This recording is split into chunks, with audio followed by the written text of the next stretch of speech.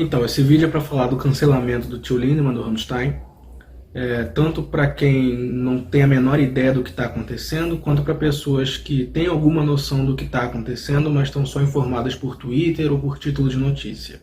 É bem relevante eu lembrar que tudo que eu falar aqui, tanto a parte de informações quanto a minha visão pessoal, tudo isso está pautado nas informações que eu tenho até o momento. É óbvio que novas notícias podem aparecer na hora que eu clicar em publicar, que poderiam mudar a minha visão, por exemplo, que poderiam ser notícias suficientemente relevantes para eu trazer aqui e esse vídeo vai ficar automaticamente desatualizado. Então é justo lembrar disso para a gente não julgar o vídeo no futuro com informações que eu não poderia ter até o momento. Eu não vou mencionar o nome de ninguém por dois motivos. Em primeiro lugar, eu não quero que nenhum fã de Rammstein brasileiro vá xingar nenhuma das moças. Em segundo lugar, eu não quero contribuir para a fama de ninguém. Então, tudo começou quando uma irlandesa foi até uma russa que trabalha com o Rammstein, chamada Alina Makeva. Não sei se é bem assim a pronúncia no russo. Ela foi até essa russa pelo Instagram e conseguiu ser convidada para as festas que o Rammstein faz quando faz um show no local. Existe geralmente uma festa pré-show e uma festa pós-show. E vamos primeiramente ao relato dessa irlandesa. Ela disse que quando chegou na festa pré-show viu que tinha muita bebida e muita mulher jovem. E nesse momento ela já tomou uns drinks. E aí chegou o Joe Letts, que vocês conhecem por trabalhos na tour solo do Till Lindemann, baterista, com Emigrate, com Aesthetic Perfection. Ele também é um amigo pessoal do Till Lindemann. E ele é o DJ das festas que o Rammstein faz quando está em tour. E o Joe Letts interage com as pessoas, interage especialmente com essa irlandesa, teoricamente por ela saber falar inglês melhor do que a maioria das meninas ali, e diz pra ela que o tio gostou dela e que vai querer conversar com ela depois. Ela, segundo o relato dela, lembrando que tudo que eu estou falando aqui é simplesmente uma reprodução do relato dela até o momento, afirma que perguntou ao Joe Letts se isso seria algo relacionado a sexo. E o Joe falou que não.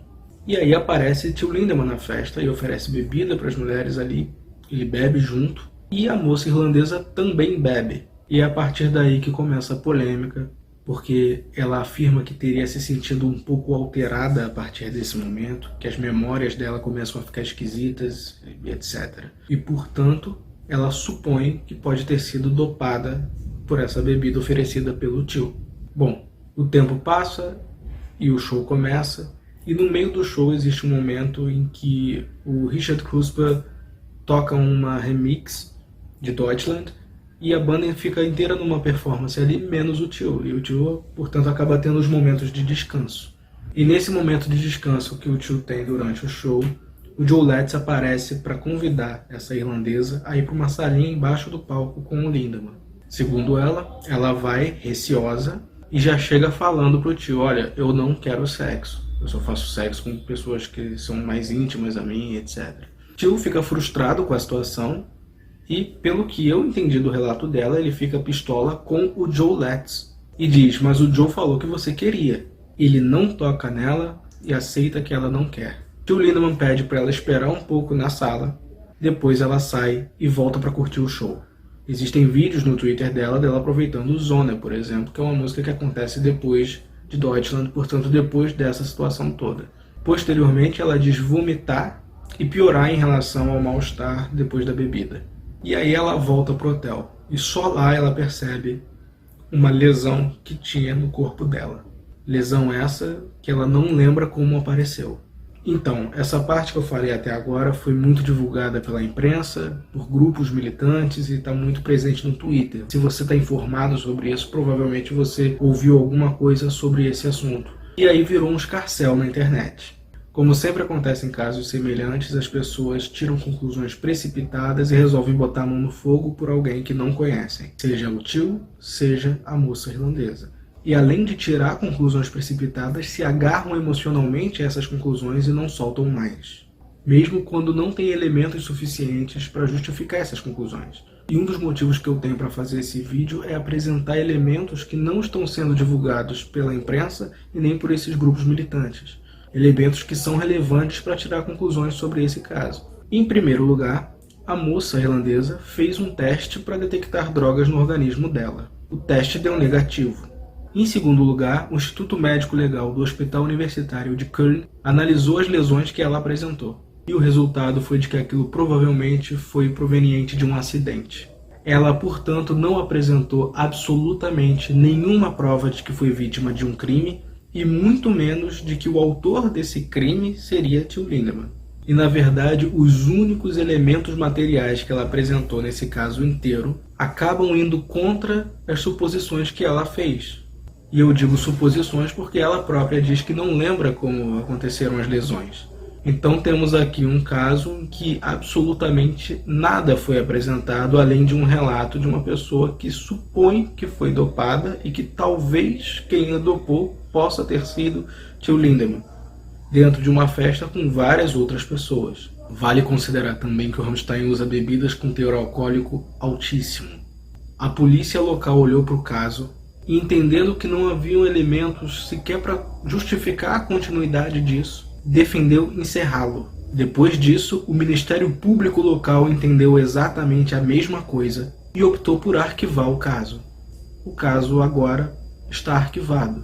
E isso não está sendo apresentado pela imprensa, nem pela mídia militante, e não está sendo apresentado no Twitter com a mesma vontade que as acusações iniciais. Porém, a polêmica não acabou aí. Com o aparecimento e a fama desse caso, apareceram alguns relatos na internet de experiências similares com Till Lindemann. O problema é que uma parte enorme desses relatos aparece sem absolutamente nenhuma prova, sem a pessoa ir até a delegacia e de forma anônima na internet. Inclusive, muitos desses relatos estão ficando famosos e sendo apresentados para o público através dos stories da irlandesa que começou com tudo isso. Muitos relatos estão sendo apresentados a ela por DM. E eu não estou querendo dizer com isso que esses relatos são necessariamente mentira. Isso não. Mas eu estou sim dizendo que eles merecem um olhar cético, como tudo. Mas quando são relatos anônimos, sem absolutamente nenhuma prova, e de pessoas que não foram até uma delegacia, eu começo a me perguntar o quanto eu tenho que levar isso a sério. Porque se por um lado eu assumo que seres humanos podem ser filhos da puta o suficiente para estuprar alguém, eu também tenho que assumir que seres humanos podem mentir, em nome de vantagens sociais, psicológicas ou financeiras. E é extremamente fácil criar uma conta fake e criar relatos, né, gente? Todo mundo sabe. Seja uma pessoa fazendo isso, seja um grupo de pessoas fazendo isso, é complicado você destruir a vida de alguém com palavras que qualquer um pode inventar sem nada para corroborar e sem uma identidade para ser responsabilizada em caso de uma mentira ser comprovada. Eu posso citar para vocês um desses relatos. Uma moça diz que foi abusada por Till Lindemann numa das festas que o Rammstein fez depois de fazer um show em Paris em 2022. Só tem um detalhe: a pessoa que inventou isso não se deu ao trabalho de ir no Google e ver que o Rammstein não fez show nenhum em Paris em 2022. Outro relato curioso é de uma mulher que foi até o quarto de hotel do Till Lindemann, sem ser amiga pessoal dele, começou a chupar Till Lindemann e diz que fez isso porque se sentiu constrangida de dizer não. E agora se sente abusada. Pode ser que ela tenha ido até o quarto de uma pessoa que ela não conhece porque ela achou que o vocalista da maior banda alemã de todos os tempos estava convidando para um campeonato de FIFA? Sim, mas vamos combinar que isso é um pouco estranho. E, gente, é óbvio que eu selecionei aqui 2 relatos ridículos e que nem todos os relatos são ridículos, alguns são mais realistas do que isso. Mas foi um jeito de exemplificar o perigo do relato anônimo e o perigo da ideia de falar do número altíssimo de relatos. É um número alto de relatos anônimos. Qualquer um de vocês que queira tirar uma horinha do dia pode também criar dezenas de relatos sobre alguma celebridade. Seja um grupo de pessoas mal intencionadas, seja uma única pessoa mal intencionada querendo criar algum motivo para ser levada a sério. Mas nem tudo que apareceu foi anônimo. Houve uma brasileira que botou a cara na internet e falou que viveu uma situação parecida com a irlandesa, no sentido de que ela também supõe ter sido dopada. Ela foi para a festa, te ofereceu bebida, ela diz ter se sentido sonolenta depois da bebida e acabou até dormindo no sofá da festa. Ela acordou com Till Lindemann gritando: "Me tragam mais mulheres, cadê as mulheres?" e com um monte de mulher se jogando no Till, oferecendo para ele. Que, portanto, estavam acordadas, né? Tio escolheu as mulheres que estavam se oferecendo, provavelmente para transar. A brasileira disse que não estava se sentindo confortável naquele ambiente, decidiu ir embora e foi. Ela também não forneceu nenhuma evidência, não foi para a delegacia e não fez nenhum teste para ver se havia drogas no organismo. Honestamente, quando eu ouvi essa história, o que veio na minha cabeça foi por que o tio dopou uma mulher que ele não queria, enquanto não dopou as mulheres que ele efetivamente escolheu. Porque, segundo o próprio relato, ele não estava levando ninguém dormindo. E as que ele queria estavam acordadas. Portanto, fica a dúvida, por que ele dopou quem ele não queria e quem ele efetivamente escolheu ele não dopou? Mas enfim, não sabemos. Eu não estou chamando a moça de mentirosa, por favor, mas é realmente uma dúvida que me parece ser relevante para a história. E também muito importante é o fato de que, quando ela comunicou que estava desconfortável com aquilo, que queria ir embora, ela só teve que esperar um pouco um funcionário levá-la junto com outras mulheres para ir embora e foram para casa tranquilas, né? Ou pro show, não lembro se isso era pós ou pré-festa. Há um outro caso de uma moça que botou a cara. É uma youtuber alemã.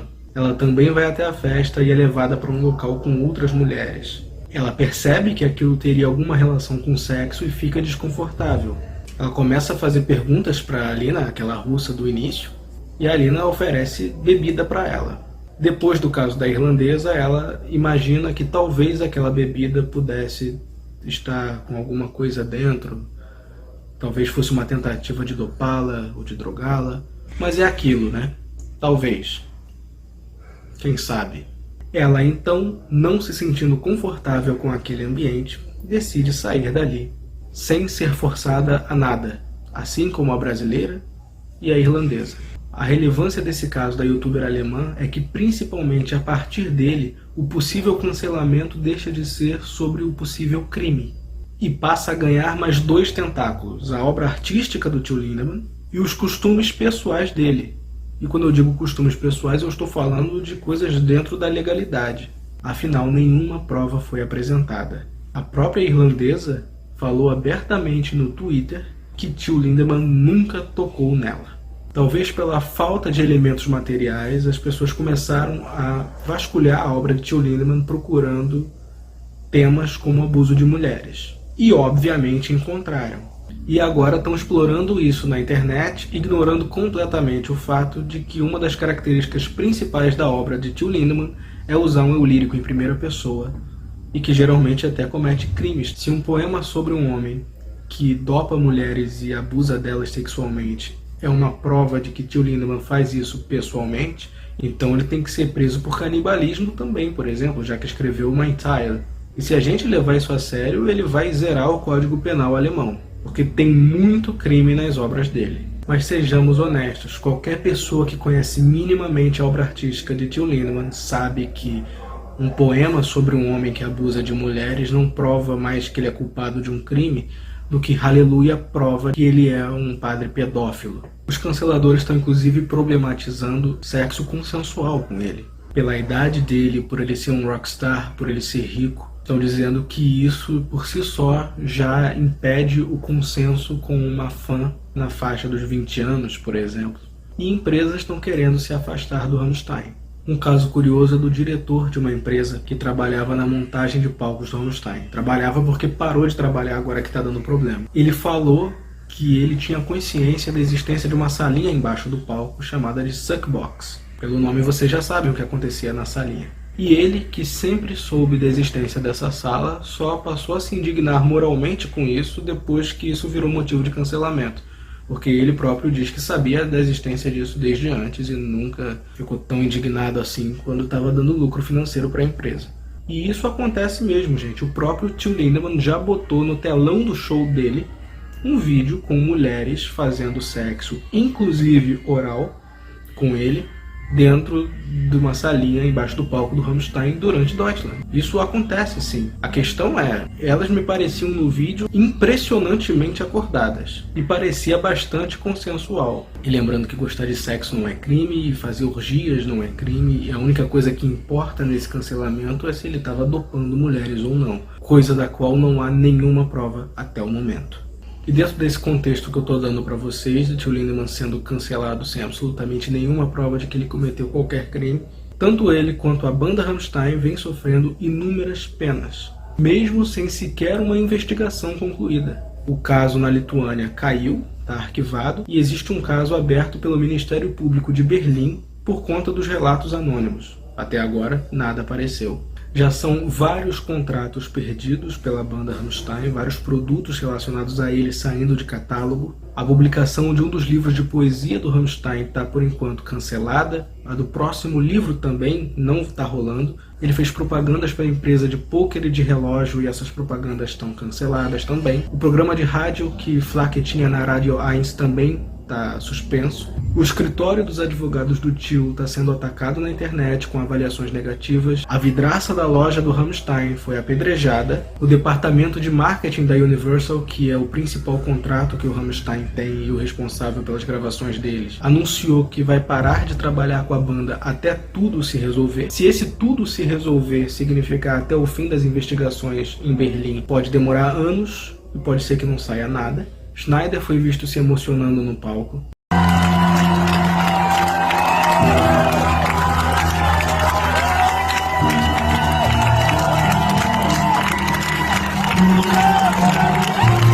Till Lindemann se emocionou no palco numa parte de Ich Will, em que ele diz: nós queremos que vocês confiem em nós. Porque o público começou a aplaudir e ele não conseguiu cantar a frase seguinte. Desde então ele não canta a frase seguinte em nenhum show.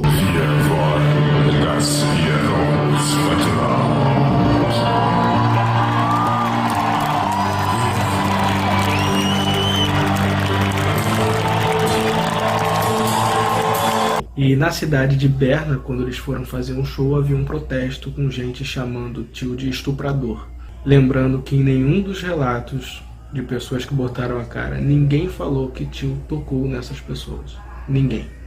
Inclusive a irlandesa, repito, falou: Till nunca tocou em mim. Ela dedicou um tweet especificamente para isso. Estavam chamando o Lindemann de estuprador num megafone em que estava colado uma mensagem escrito: sem nazistas. Till! Verschwinde, Mann! Till! Verschwinde, Mann! Till! Verschwinde, Mann! Pra quem não sabe, isso é pesado pra caramba pra um alemão. O próprio Till já falou numa entrevista que um dos momentos mais absurdos sobre isso foi quando, durante um dos momentos em que o Rammstein estava sendo chamado de nazista, ele teve que ouvir a filha dele perguntando: pai, você é nazista? Pra ele. Nesse show em que ele teve que ouvir que ele era um estuprador vindo de um megafone com esse adesivo colado, ele simplesmente quase não consegue iniciar Zeit ao vivo, porque ele quase chorou e se recuperou ali. Tem um vídeo.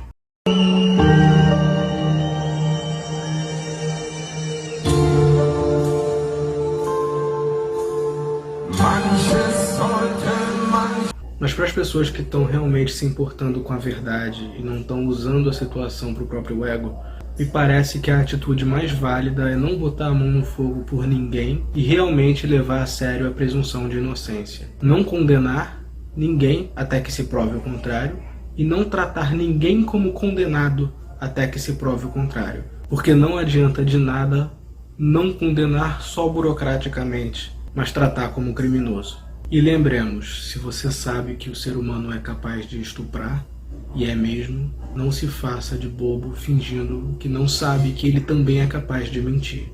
A gente não tem o direito de fingir que não sabe disso em nome de aplauso social.